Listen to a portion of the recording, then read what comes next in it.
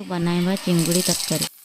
ଏବେ ଆମେ ଗୋଟେ କଡ଼େଇ ନେବା। କଡ଼େଇ ତାତିଲା ପରେ ସେଥିରେ କିଛି ତେଲ ପକାଇବା। ତେଲ ଗରମ ହୋଇସାରିବା ପରେ ସେଥିରେ କିଛି ଗୋଟା ସୋରିଷ, କଞ୍ଚା ଲଙ୍କା, ପିଆଜ ପକାଇ ଭଲ ଭାବରେ ଭାଜି ନେବା। କିଛି ସମୟ ଭାଜିବା ପରେ ସେଥିରେ କିଛି କଟା ଯାଇଥିବା କ୍ୟାପ୍ସିକମ୍ ପକାଇ ଟିକେ ସମୟ ଭାଜି ନେବା। କିଛି ସମୟ ଭାଜିବା ପରେ ସେଥିରେ ଟମାଟୋ ପକାଇବା। ଟମାଟୋକୁ ଭଲ ଭାବରେ ଭାଜି ନେବା।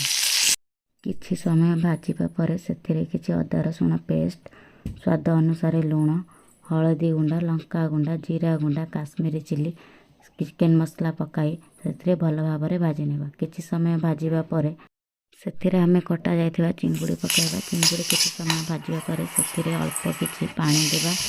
ପାଣି ଦେଇ ସାରିବା ପରେ ଚିଙ୍ଗୁଡ଼ିକୁ କିଛି ସମୟ ଫୁଟିବା ପାଇଁ ଛାଡ଼ିଦେବା। ଏବେ ଆମର ପ୍ରସ୍ତୁତ ହୋଇସାରିଛି ଚିଙ୍ଗୁଡ଼ି ତରକାରୀ। ଏବେ ଆମେ ବାଉଲକୁ କାଢ଼ି ନେବା। କାଢ଼ି ଗରମ ଗରମ ପରସି ଦେବା ଉଷୁନା ଭାତକୁ ଚିଙ୍ଗୁଡ଼ି ତରକାରୀ।